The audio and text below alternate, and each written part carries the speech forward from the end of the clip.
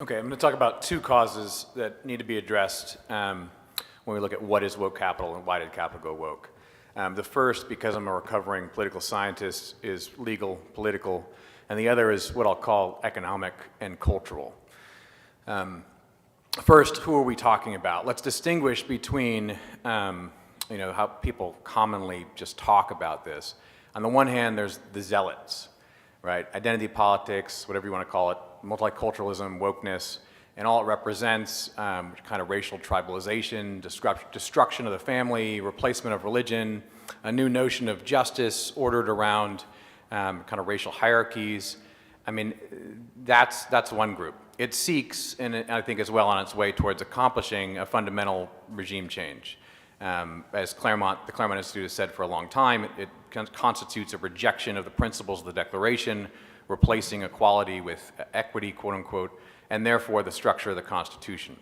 Second, most people have in their minds kind of elite opportunists or those who simply go along with the flow. So at the same time as the zealots push their ideology, you have a tightening one-party oligarchy that is designated woke capital. It crushes dissent, it gets involved in election law, and it's rapidly asserting itself in some way. And you can argue about the relationship between those two groups, but I think for our purposes, we don't need to do that. That's just a game of inches. Now, all of the above is unfolding, and this is something the right never talks about and should, as digital technology is fundamentally disrupting both human behavior and institutions globally.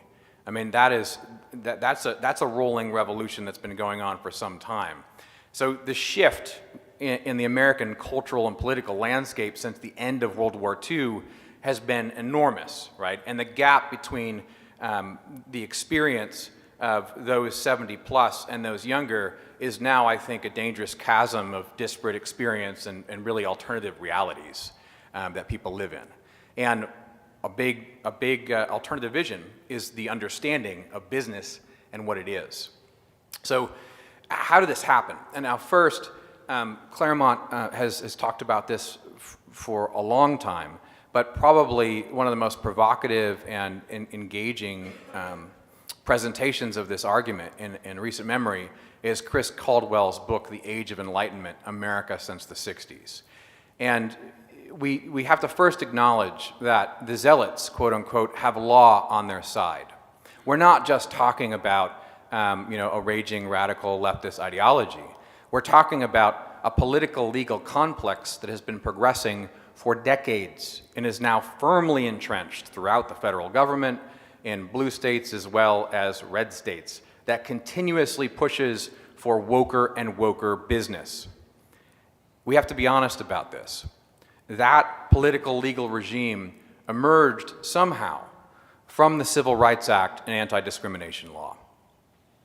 I mean, long before the current round of wokeness, affirmative action required race consciousness rather than color blindness. Long before the last 10 years.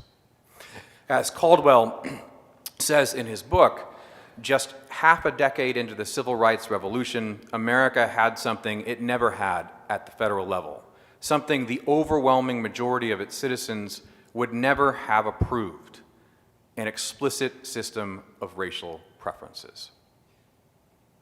So, while it may be uncomfortable to confront, let me suggest that woke capital arises out of a legal regime, an HR regime that developed over decades according to a logic that has been around for decades. And if we're just now realizing this, that's on us. And I mean, let me say a few words about this. I think it's important to confront because there's a certain denial that people have been living in for some time about this issue. Pretending, for instance, that affirmative action doesn't require a kind of color consciousness, as we say. And you see this in corporations, in fact, when you look at employees. When the first round of all this comes to you, you see I know many managers, talk to people throughout the country about this over the last couple of years. The first reaction is, for many Americans, is to think, well, this is about equality, right? I'm not a racist. I believe in equality under law. and I think we should help people of all kinds. And there's a denial that's helped by this layer of rhetoric that we need to jettison after decades of it metastasizing into what we face now. Second, let me reverse the problem.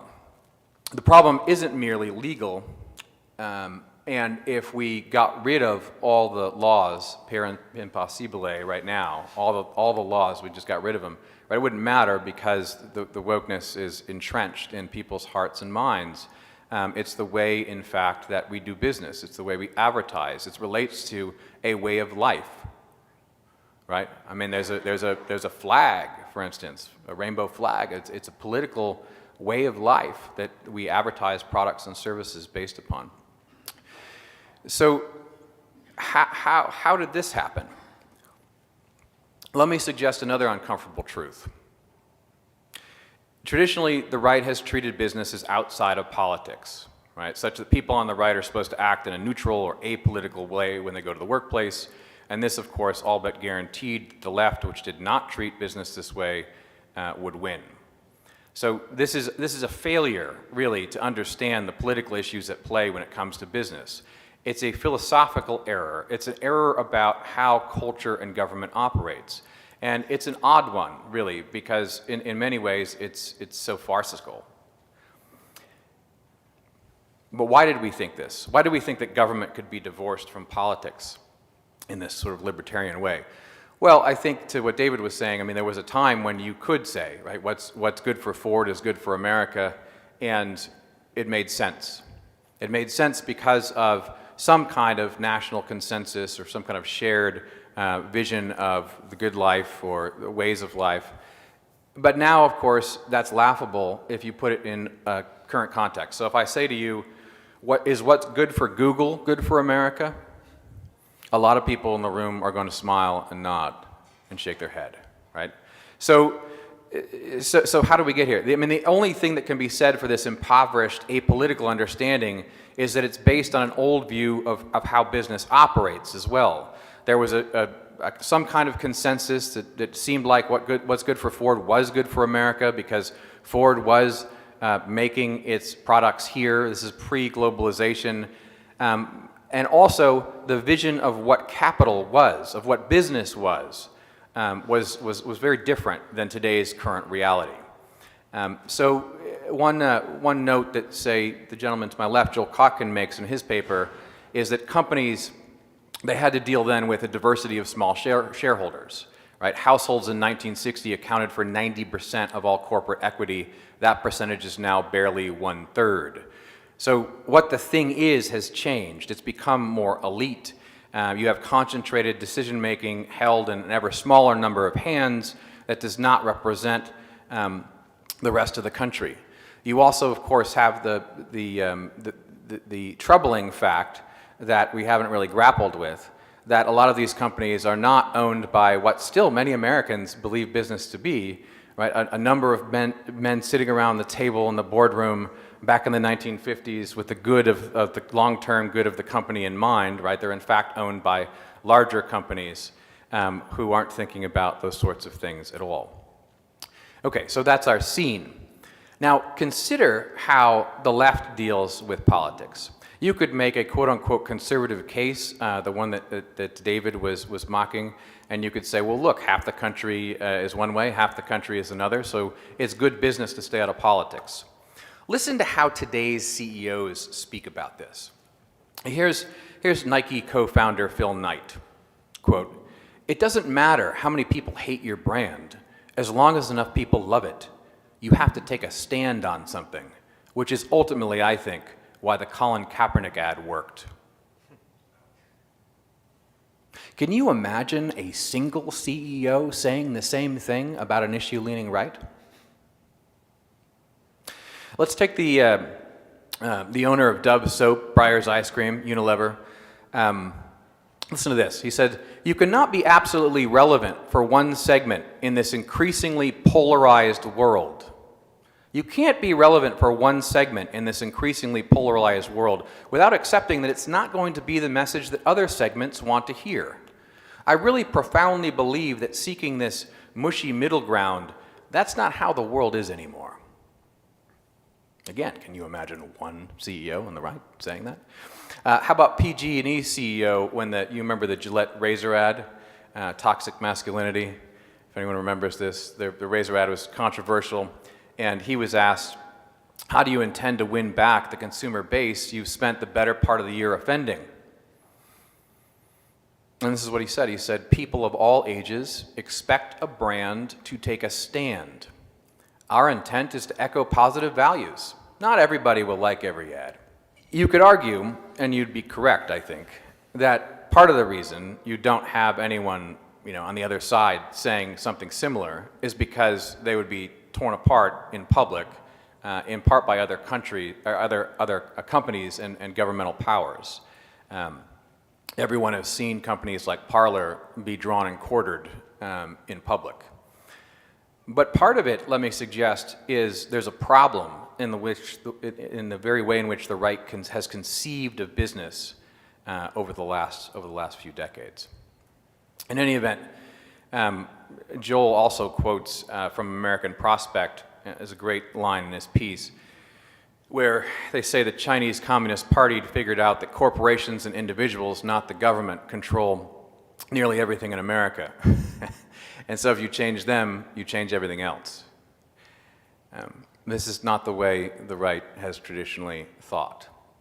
But let me suggest that political science notwithstanding, many of the most significant battles right now, politically, are being fought within business, with particularly technology and media. That is effectively a battleground.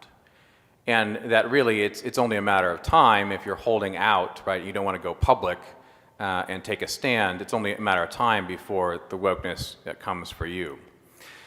So there's no escape from that. And so maybe more controversially, I'd like to end just with a few thoughts, even though we're talking about what's wrong with how we might counter this. It can't be through revisions to law alone. And it's unlikely that one or two big CEOs come out and takes a stand. And if they do, it's really unlikely that it matters very much. It's clear what's already happened. It's clear what's already established. But let me suggest that new companies, founded by people who understand the moment, might in fact gain a hell of a lot of traction right now. I know that many people think, they're sort of doomers about this, so there's nothing that can be done. But I would say that right now we see millions of people in America actually taking action related to products and services in a way that's astounding. I mean, it's astounding that millions of people go through the hassle of leaving Facebook as their natural reaction to what happened in November. And yes, Parler was destroyed in front of the world, but there's lots of ways to skin the cat. And there's lots of people right now, especially in tech and media, who understand the moment and actually want to build something new.